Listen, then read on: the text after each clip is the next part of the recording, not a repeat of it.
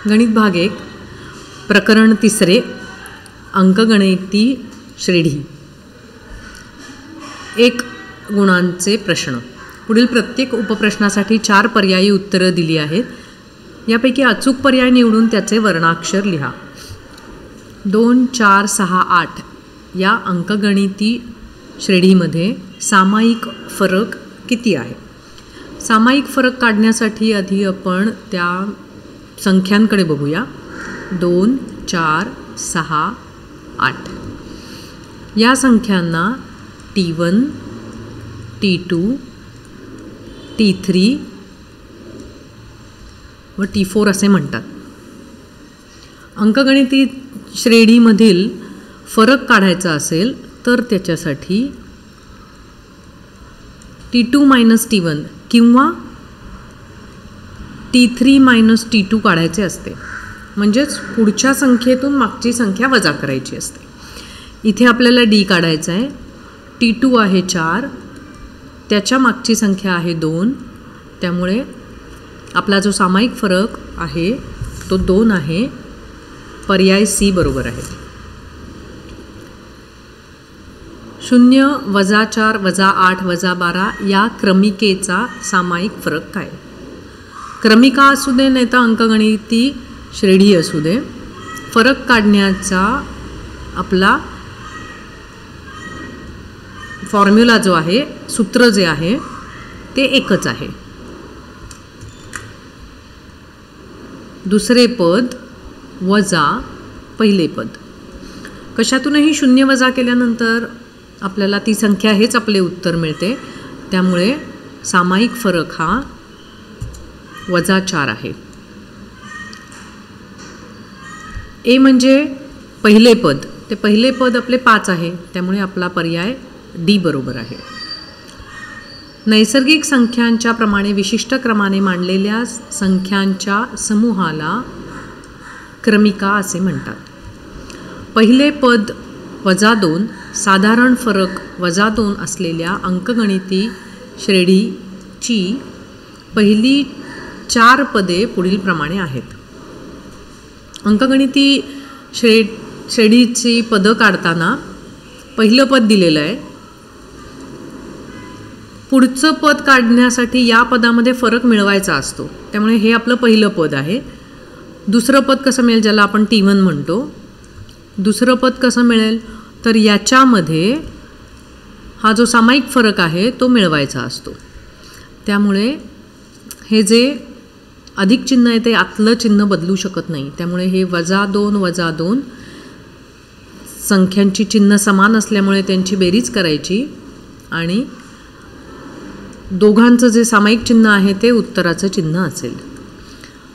तिसरं पद काढण्यासाठी दुसऱ्या पदामध्ये फरक मिळवायचा असतो।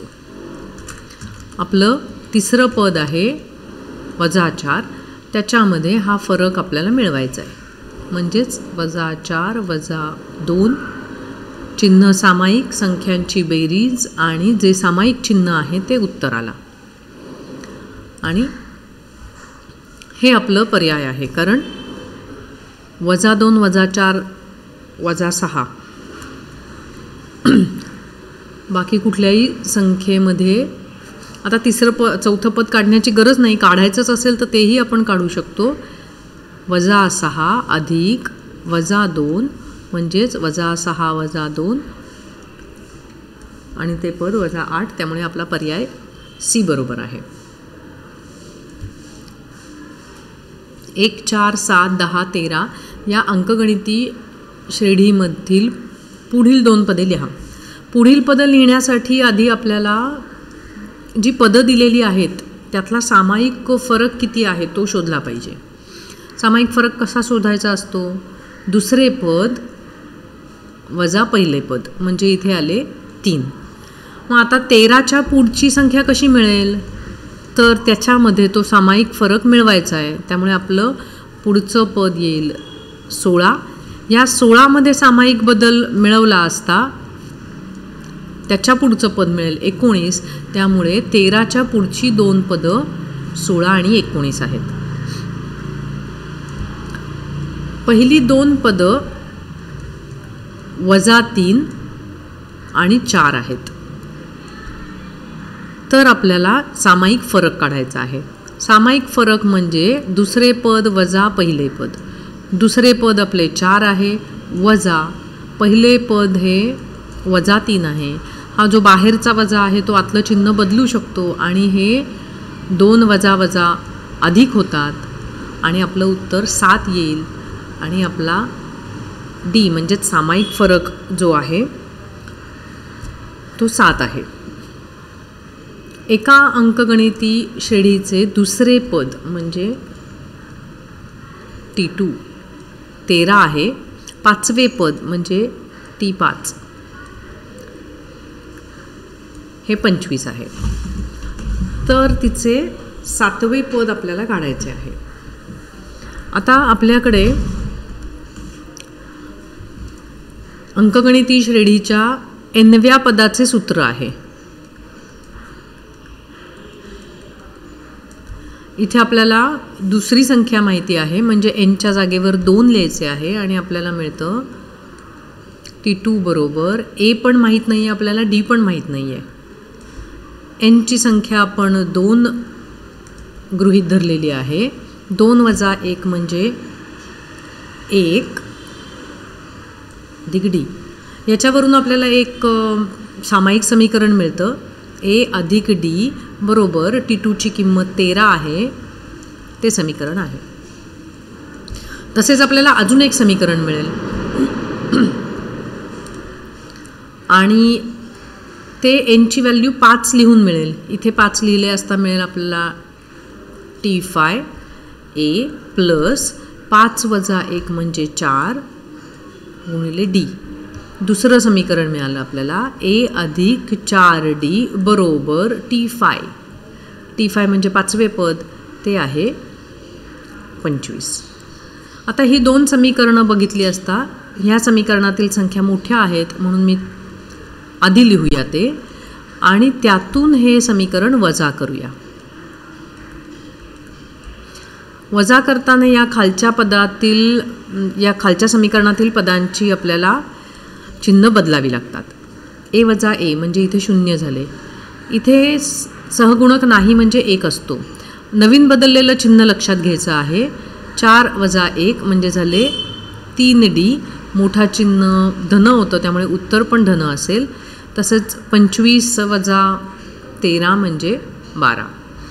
तर याच्यावरून आपल्याला डीची किंमत मिळू शकेल. डीची किंमत कशी मिळेल तर 12/3 म्हणजेच 4. पहिल्या समीकरणात लिहूया म्हणजे ते समीकरण होईल a अधिक 4 बरोबर 13. 4ला स्थानांतरित करूया. इथे मिळवलेला आहे त्यामुळे इकडे वजा होईल आणि aची किंमत आपल्याला 9 मिळेल. 7वे पद काढायचे आहे म्हणजे nची किंमत 7 लिहिली पाहिजे या समीकरणामध्ये.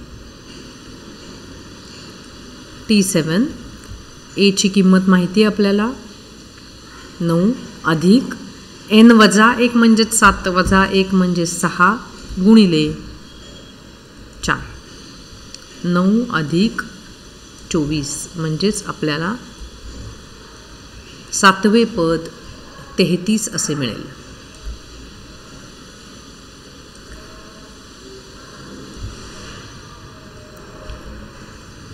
प्रश्न 9. 9, 15, 21, 27 अंकगणिती श्रेणीमधील तिसरे पद T3 1, 2, 3. त्यामुळे पर्याय बी हे उत्तर आहे.